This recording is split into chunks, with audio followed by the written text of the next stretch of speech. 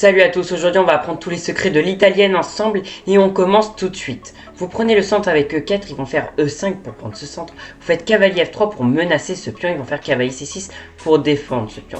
Et là vous faites fou C4, c'est l'italienne. À ce moment-là, il y a deux grands coups que les noirs peuvent jouer. Soit ils jouent cavalier F6, soit ils jouent fou C5. Alors sur cavalier F6, c'est assez rapide. À ce moment-là, vous faites cavalier G5.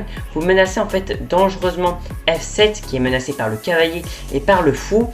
Et donc à ce moment-là, le seul moyen de défense, c'est D5.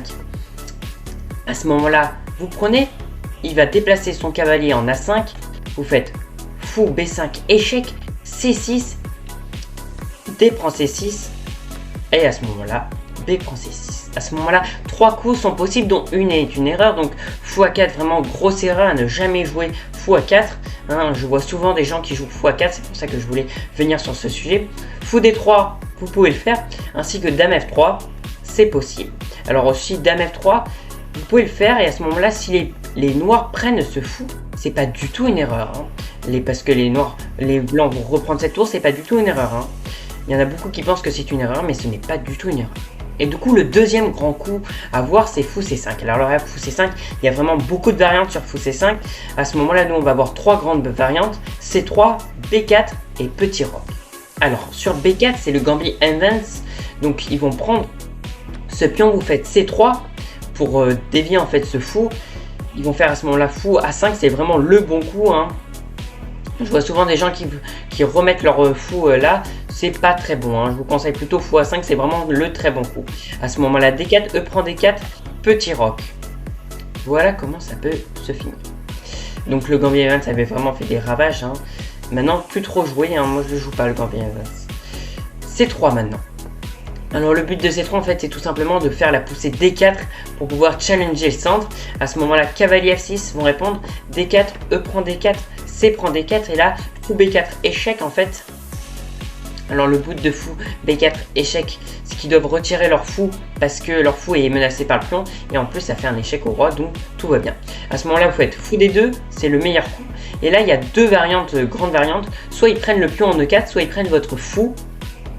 Alors s'ils prennent le pion en E4, à ce moment-là, fou prend B4, cavalier prend B4, fou prend F7, échec, roi prend F7, dame B3, échec, et roi F8. À ce moment-là, la dame va prendre aussi le cavalier, après pour attraper le matériel, et le roi va se déplacer tout simplement. Donc vous voyez qu'il n'y a pas de déséquilibre d'avantage, tout est bien. Et après, vous allez vous diriger vers un petit roc pour les blancs, et les noirs vont commencer à potentiellement pousser D5, libérer leur fou, voilà. Le deuxième truc c'était fou prend D2, échec. Du coup, à ce moment-là, vous continuez, vous prenez avec le cavalier, il va jouer D5, vous faites E prend D5, cavalier prend D5, vous faites le petit roc. Voilà comment vous avez réussi à développer vos pièces. Il manque plus potentiellement à bouger votre dame. Voilà. À ce moment-là, le coup le plus joué à fou C5, c'est le petit roc.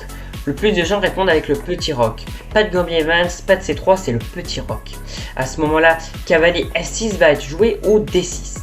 Alors, D6 c'est vraiment énorme, il y a énormément de variantes avec D6. Cavalier F6 un peu moins, donc on va voir d'abord cavalier F6, D3, D6 ou petit roc.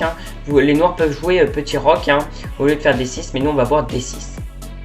Avec D6, C3, petit roc, en fait, le but en fait, donc là, soit il y a deux coups possibles normalement, il y a tour E1.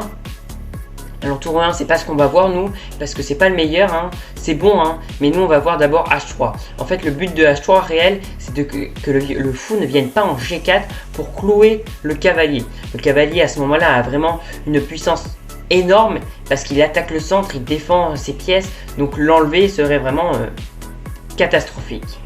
Donc H3, on va jouer fou E6 ou H6, les noirs peuvent répondre.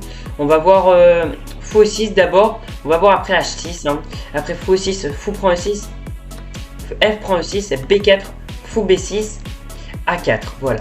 Et si il y avait eu H6, les noirs auraient joué H6 pour que nous aussi on ne vienne pas mettre notre fou en G5 pour clouer leur cavalier. À ce moment-là, tour E1, on fait le deuxième coup qui était possible au lieu de H3, mais on le fait maintenant. A5, ils viennent commencer à attaquer à l'aile dame. cavalier BD2, fou E6, fou B5, dame B8, cavalier F1, dame A5, fou E3, fou prend E3, cavalier prend E3, cavalier E7, A5, cavalier G6. Voilà, position très solide pour les deux camps. Ça se joue, c'est complexe et c'est impressionnant. Voilà, et on avait dit qu'avec le petit roc, il y avait deux coups, soit cavalier F6, soit D6. Alors sur D6, à ce moment-là, C3 va être joué ou D3. On va d'abord nous voir C3. Alors, encore, on voit que le coup là, par contre, n'est plus valable. Dans l'autre, si on avait joué cavalier F6, nous au contraire, les blancs, on ne voulait pas qu'ils viennent mettre leur fou en G4. Là, à ce moment-là, par contre, qu'ils mettent leur fou en G4, ce serait une petite imprécision. Vous voyez bien que la courbe est légèrement plus blanche, donc c'est une petite imprécision. Fou G4, c'est pour ça qu'on va pas le voir, nous. On va pas voir G4, on va voir cavalier F6. Cavalier F6, D4, fou B6, D prend E5. Et là, soit ils font cavalier prend 5, soit eux aussi font D5. Alors, si ça aurait été D prend E5, il y aurait eu dame prend D8, échec, cavalier prend D8. On va pas prendre avec le roi parce que sinon on se déroque. À ce moment-là, cavalier prend E5, cavalier prend E4, cavalier D2, cavalier D6 et fou B3.